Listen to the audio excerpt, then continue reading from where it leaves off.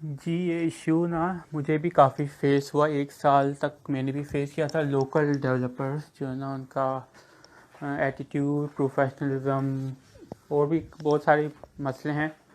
तो 1 साल मैंने कोशिश की थी पूरा काम करने की उनके साथ, लेकिन वही कमिटमेंट के इश्यूज़, डेडलाइन के इश्यूज़, वही जो आप चीज़ें बता रहे हैं ना, वो मैं भी फेस कर चुका हूँ। तो फिर मैंने सोचा अपवर्क पे ही हायरिंग करते हैं। अच्छा, यही डेवलपर्स अगर अपवर्क पे होंगे ना, तो बिल्कुल अच्छे तरीके से काम करेंगे, क्योंकि एक तलवार लटक रही होती है ना, एक डंडा होता है अपवर्क का कि भाई आपने काम नहीं किया तो क्लाइंट को एक पुअर रिव्यू दे देना है और आपका प्रोफाइल गया।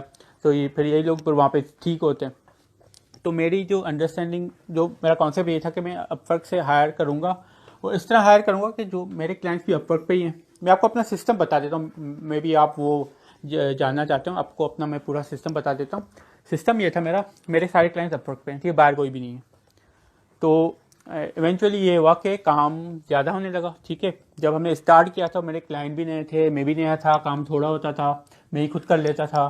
फिर काम ज़्यादा होने लगा, फिर मैंने एक दिन को कहा कि भाई अब काम ज़्यादा हो गया, मेरे अकेले का मतलब कि बस की बात नहीं है। तो फिर उन्होंने ये किया कि खुद से हायरिंग करने की कोशिश की। वो उनसे नहीं हो सकी, तो मैंने कहा मैं कर लेता हूँ, जो है मैं हायर कर लेता हूँ, अपनी टीम हायर कर लेता हूँ और आपका काम मैं उनके थ्रू करवाऊँगा। फिर मैंने ये किया, मैंने अपवर्क पे एक क्लाइंट अकाउंट बनाया, ठीक है। फ्रीलांसर अकाउंट होता है, क्लाइंट अकाउंट होता है, एक ही प्रोफाइल से बन जाते हैं, एक ही ईमेल एड्रेस से। तो क्लाइंट अकाउंट बनाया मैंने। फिर मैंने फ्रीलांसर्स हायर किए। शुरू में वहाँ पे भी थोड़ा मसला आया मुझे। मैंने एक एक्सपीरियंस मुझे ये हुआ कि एजेंसीज को कभी हायर नहीं करना, ठीक है। हायर करना है तो इंडिविजुअल फ्रीलांसर को हायर करना है। तो मैंने शुरू में पाकिस्तानी फ्रीलांसर्स भी हायर किए, उनके वर्क क्वालिटी में इशू आए थे काफ़ी, ठीक है, वहाँ पे भी ये इशू है। तो फिर इवेंचुअली मुझे इंडिया शिफ्ट होना पड़ा। अभी मेरे पास 3 इंडियन डेवलपर्स हैं, एक पाकिस्तानी डेवलपर है और एक राइटर है, वो भी फ्रॉम पाकिस्तान। उसका मतलब इतना काम नहीं होता, डेटा एंट्री का काम होता है, तो मैं उनसे करवा लेता हूँ। तो ये टीम है, सारे अपवर्क पे ही हैं, ठीक है।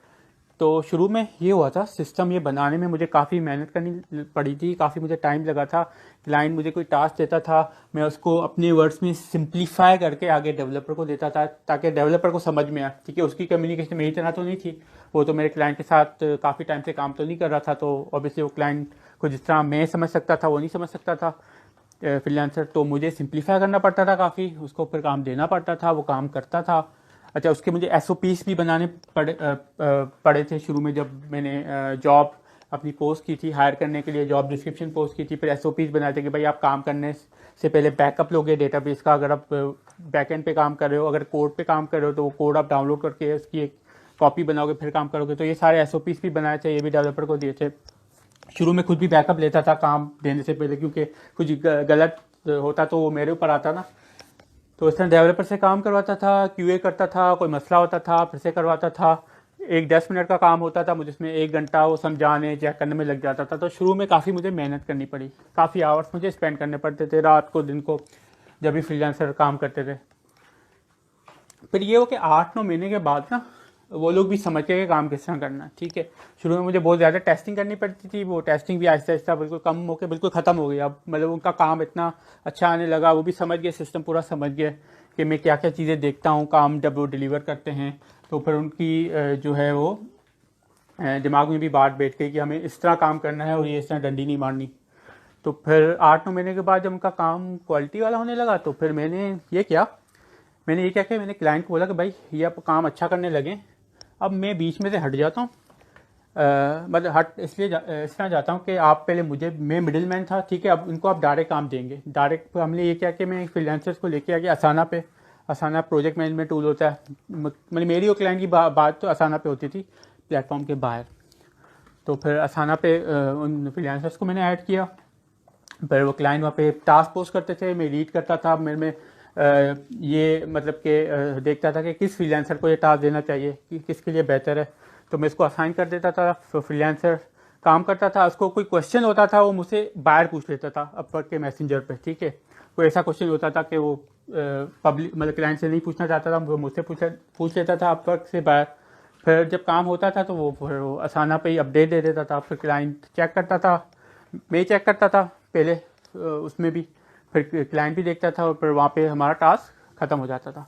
फिर 4-5 महीने हमने ये सिस्टम चलाया। फिर ऐसा हुआ कि क्लाइंट को, फ्रीलांसर था, उसको भी क्लाइंट की बात समझ में आ गई कि मेरा क्लाइंट किस तरह बात करता है, जो भी वो बात करता है तो उसका क्या मतलब होता है। क्लाइंट को भी मेरे फ्रीलांसर की बातें समझ में आने लगी। तो फिर मैंने इनको कहा कि भाई अब तुम लोग ना आपस में बात करो, ठीक है, अब मेरी ज़रूरत ही नहीं। तो मैं अब सिर्फ साइलेंट ऑब्जर्वर होता हूँ, ठीक है। अब मेरी मतलब ये पोजीशन है कि I am just a silent observer, और मेरा क्लाइंट और मेरे फ्रीलांसर है आपस में ही बात कर रहे हैं, आपस में ही काम कर रहे हैं। और मेरी ज़रूरत शायद दिन में शायद एक दफ़ा पड़ती होगी, कोई मुझे ईमेल में बीच में कोई कॉम्प्लिकेटेड चीज़ आ जाती है, कम्प्लेक्स चीज़ आ जाती है, तो फिर मुझे उसमें आना पड़ता है। लेकिन वो शायद दिन में एक दफ़ा, कुछ मुश्किल से वो भी। तो इस तरह मुझे टाइम भी मिलता है। तो आप ये जो सोशल मीडिया पे मेरी एक्टिविटीज़ देख रहे हैं, आप इसी वजह से देख रहे हैं कि मेरे पास टाइम होता है, तभी मैं कर पाता हूँ, वरना ऑब्वियसली मैं अभी भी काम ही कर रहा होता, यहाँ पे होता ही नहीं। तो ये फिर अब सिस्टम मेरा बन गया है, फ्रीलांसर क्लाइंट साथ ही काम कर रहे हैं। क्लाइंट मुझे अपवर्क से पेमेंट भेजता है, मैं जो फ्रीलांसर्स को मुझे पे करना होता है वो मैं दे देता हूँ पेयोनियर, कुछ वो सारे होता है वो पेयोनियर को फॉरवर्ड कर देता हूँ। पेयोनियर का अपना जो मास्टर जो उनका कार्ड होता है, वर्चुअल कार्ड, वहाँ से मैं अपने क्लाइंट का जो मैंने अपवर्क का अकाउंट अटैच किया हुआ है वो वहाँ से पेमेंट जाती है मेरे फ्रीलांसर्स को। और बाकी जो अपवर्क का बैलेंस होता है, मेरा हिस्सा होता है, वो मैं जब मुझे विड्रॉ करना होता है मैं विड्रॉ कर लेता हूँ, ठीक। तो अपवर्क पे ही पेमेंट पूरी घूम रही होती है। तो ये मेरा सिस्टम है। इसमें अगर क्वेश्चन है तो आप पूछ सकते हैं।